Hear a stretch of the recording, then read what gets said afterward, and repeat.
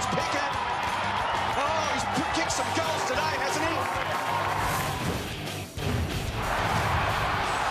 The brush off, runs into space, outside of the boot. He enticed him, he's lost him, he dodged him. Hello, I'm Damian Barrett. Welcome to Access All Areas, and we are here thanks to Crypto.com. No one seems to want 8th place on the ladder, Matthew Lloyd.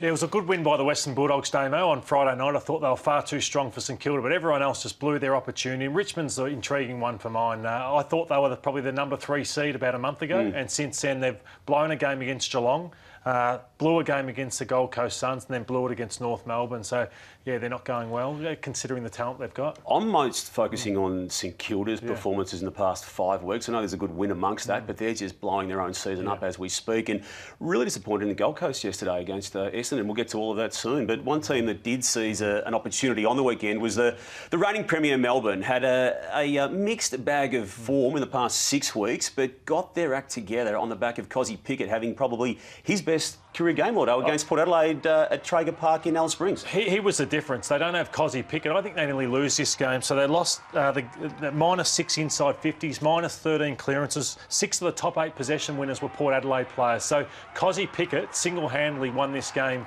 for the Melbourne Footy Club, and congratulations to him. He was back with his people in his home of Alice, and I thought some of this stuff, amazing stuff, that will be right up there as a highlight with his grand final win, I would have thought. It will too, with the backdrop of the stadium and what's in the background there too, Lotto. And again, it was as clean a performance we've seen. You know, he's only had a short AFL career, crucial to what happened last year. That forward line obviously looks good when someone is in it kicking 6 goals. It hasn't happened this year until that moment. Ben Brown looked better for it. Jake Melksham's role, is that the new Sam Wiedemann role that they've persevered with and haven't worked? This is, you can see, late in the game's still in the balance. This chase from Melksham, it's rewarded with the tackle, and then moments later, it's even more rewarded with him on the end of this bit of play. It's amazing how it happens. You do the defensive work, you get the rewards in attack. He had 7 tackles. He only had the 6 touches, Jake, so he'll need to do more than that to hold his spot in the side. But I think they've tried other players so often. He deserves a month leading into the finals just to see if he can be the other player that can add to that dynamic in the forward line, because that has been a weakness for them. Did you see enough from what they did yesterday against Port to think that they're on the way back? Or not enough. Not yet. No, not yet for me. No. Okay. They're a long way. Obviously, there's not many teams that are in great form, but to catch up to Geelong, they'd want to be better than that. Yep. Well, I want to take you back to 1993. It's an Essendon moment I want to highlight here. It's before your great career was to even begin, but this famous moment from the 1993 Grand Final, Michael Long running down the Great Southern Stand wing end and having this shot at goal that Sauce still to this day thinks he kicked. Now, you might be wondering why I'm showing this, Lotto. You are. Well, that, I think, until yesterday, was the greatest goal in Essendon history. There's a new number 1 on that list now. Sam Draper has trumped Michael Long with this. Do you agree? Look at the degree of difficulty. This is a man 105, 106 kgs. He's taken this ball out of the centre, he's run down, he's taken on the tackler, and he's then gone a banana. Oh, I'd love to shoot you down, but I'm with you. I think if that was in a grand final, a ruckman doing that in a grand final would be played for over and over and over again. But I reckon I've kicked a few goals better than that. No, I'm only kidding. Great goal from Sam, and he's like a barometer for the Bombers in a great win yesterday for them. It is. Now, what do you make of what they're doing? They did it last year and got into the finals with late season wins. That's how it looked in 2021. They're not going to make, we don't think anyway, the finals this year, but they've won 4 of their past 5, similar to the 5 of the last 7 last year.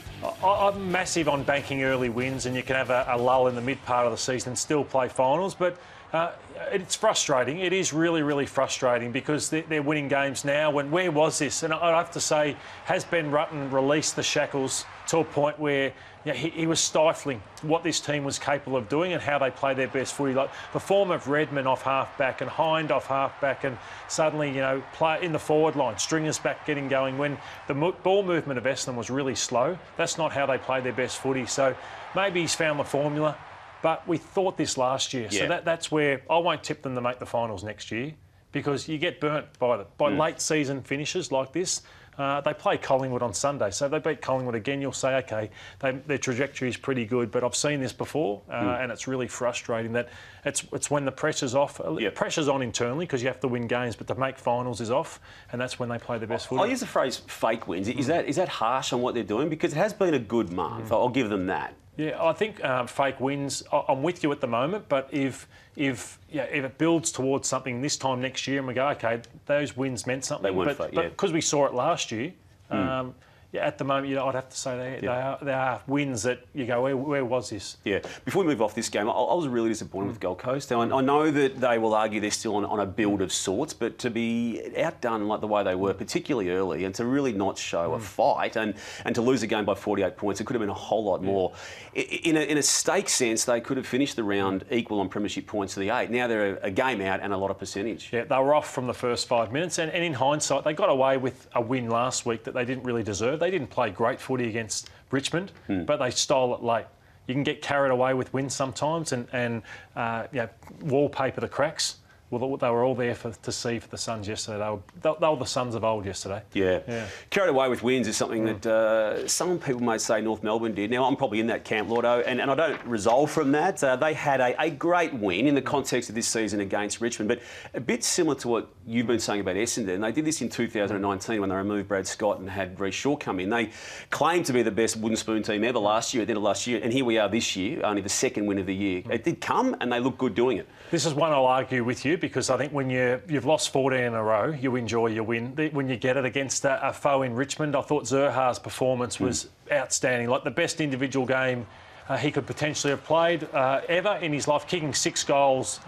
He was a match winner, and I think you've got to enjoy it. The 20, 30 minutes after the game, Damo, I think that you just got to go for it, because they'll be back into it on Monday. We'll see how they perform next week, because they've put a couple of good 2 weeks together, but Dylan Grimes probably had his worst game of his career on Zurhaar there, but all their senior players stood up and performed in a big game for the club. Yeah, that man's signature, Cam Zurhaar, is nearly as important as the new coach's signature, I think, isn't it? It is, yeah. He's an important player to them when his energy's all in the right spot. I've seen him play some poor ones, Cam, but it's a tough place to play in that. Yeah, it is, with the ball coming in the way it has. The Tigers' defence line, you've already had a few comments on the Richmond team already in this program. What are you seeing? Are you genuinely worried now they can even win a final, let alone make it? Well, what made them a champion team was their forward pressure. They would lock that ball in, repeat entry, but here's from a kick-in. North Melbourne are having a goal kicked on them. Jai Simpkin obviously kicks this goal, but that's come from a kick-in. We've saw stoppages where Zurhaar kicks 2 goals where he just charges through. So in the last month, Damo, they've conceded 89 points, 93, 94 and 92. So that's not... Now they're just hanging to get an 8th spot. Their attack is dynamic, but their defence is as bad as any side going around. Of the 2 official vacancies in the coaching position, Lordo, GWS and North Melbourne, whose list is better? Well, most things you'd have to say the Giants, but where I'm worried about them is their salary cap pressure is so bad that at least North Melbourne have money to spend when they get their act together and draft picks that they can go to, whereas the Giants, I'd be concerned about them for the next coach with the lack of depth they've got and maybe having to lose senior players. We've already highlighted the work out of round 18 of 2 guys who've kicked 6 goals in Cozzy Pickett and Cam Zurhaar. What about another one in Luke Bruce, Lordo, closing in on 500 career goals, 6 against West Coast yesterday. He's proof that no matter what stage of a build you are at a footy club, it's so important to keep older, experienced, good people on your list. And that champion players can do it, whether you're a bottom 4 side or a top 4 side. That's where Luke Bruce separates himself from so many other players in the comp.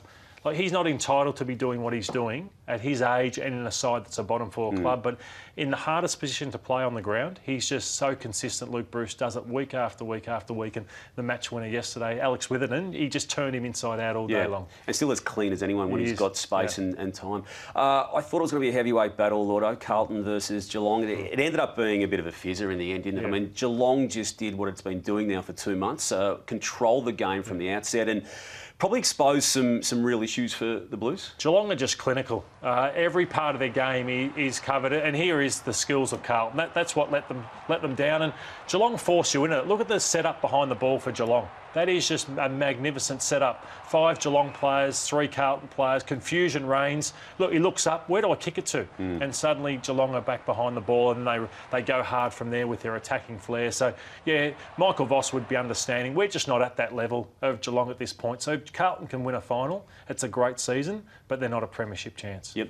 We've seen them try to dominate and control play for a number of years now, Lordo. They've added layers to it, subtle layers to what they're doing this year. The rebound component to their game this year is next level.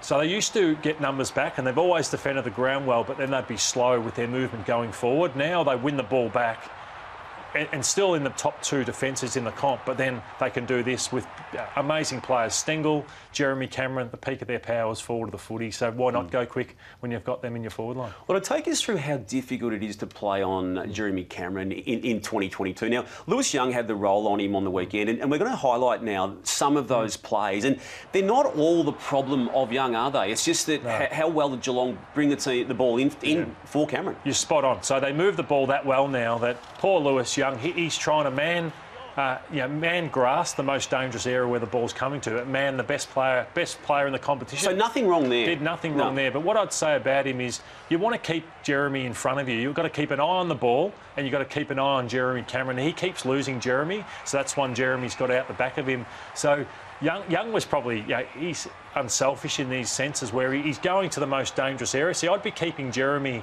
in front of me, but in terms of that, he's going up to the dangerous area and the dangerous Geelong player. So even that, he hasn't done a lot wrong. No. Yeah. So it's more the pressure further afield. And what are you showing here? He has to be closer. He has to be closer. You don't sag off Jeremy Cameron. Again, he has to go to another player. Jeremy gets out the back. And here's Sam Walsh. We wanted to highlight, are the Carlton midfielders pushing back hard enough to support? I wouldn't say they are at this point in time. Yeah. Another flaw for the Blues, A team that's in sync at the moment, and I still think can cause some big damage in 2022, Lordo, is the Swans. And they did the job against the Dockers. And they've got a new secret weapon. They're targeting the running back. Yeah, and it doesn't come off. Like on the weekend, Patton from St Kilda tried it on Bailey Dale. It just didn't work, whereas Clark Ryan of the Sydney Swans has got hold 3 weeks out of the last 4. He got Jack Sinclair in a great win at the SCG. He got hold of Bailey Dale, where they smashed them at the SCG, and then he's got hold of Jordan Clark in Perth. So I think he's a great coach, Johnny Longmire, and he stops the opposition strengths time after time. So do you now play Ryan Clark every single game?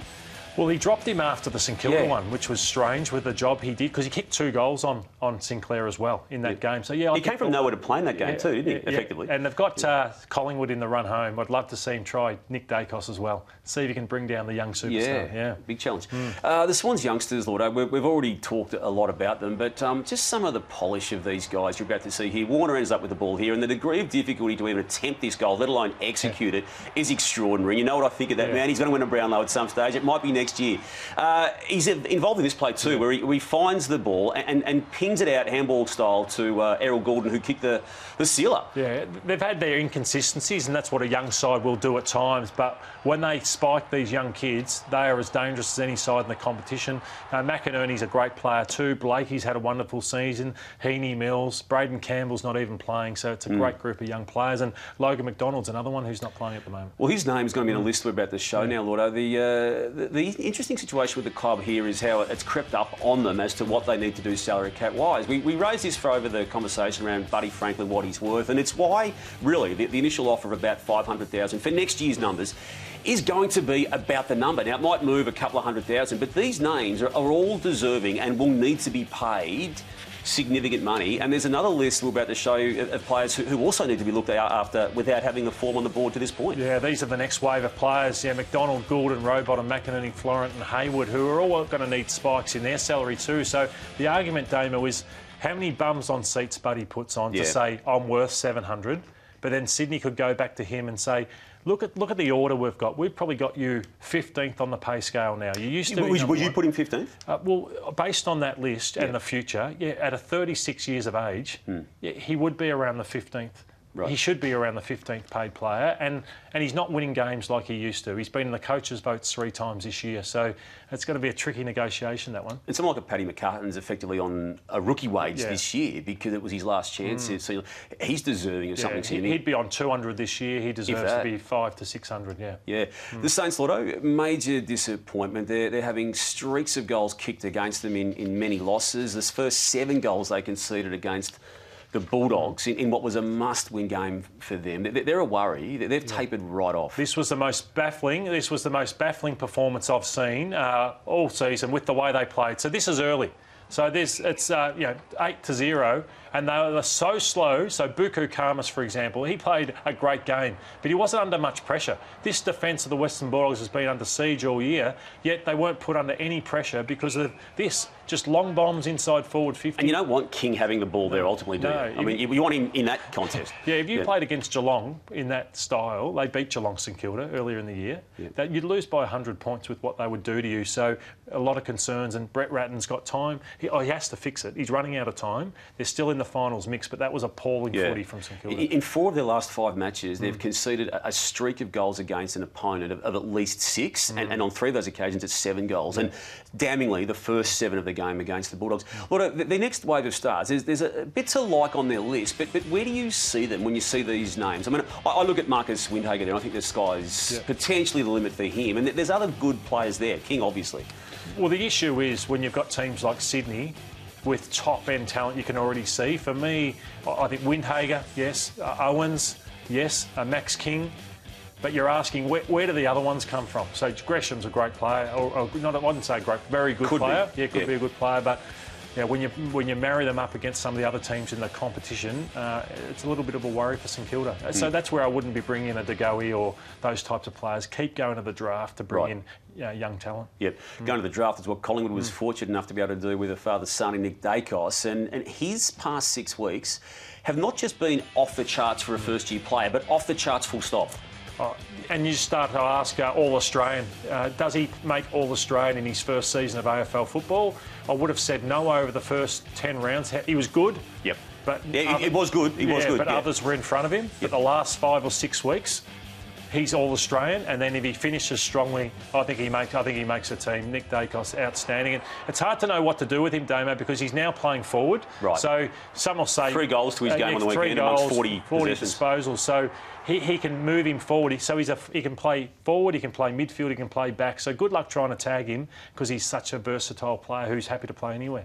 The Crypto Brave Player of the Week goes to Michael Hurley, Lordo, from the VFL out of round 18. First game for effectively 2 years after very, very serious hip and related problems that threatened his career. Now, he's got a short runway to try and get a senior game into this season, but either way, just getting back out there and playing footy is huge. Yeah, congratulations, Michael. The courage that you've shown to just keep fighting and fighting to get out there at Windy Hill on Sunday was amazing. So, yeah, it was great to see. Be good to see him back in a senior team again. Yeah. Well, thanks as always, and stay with us on AFL.com and the AFL Live app for all you need to know about the 2022 AFL season. We'll be back with more Access All Areas this time next week.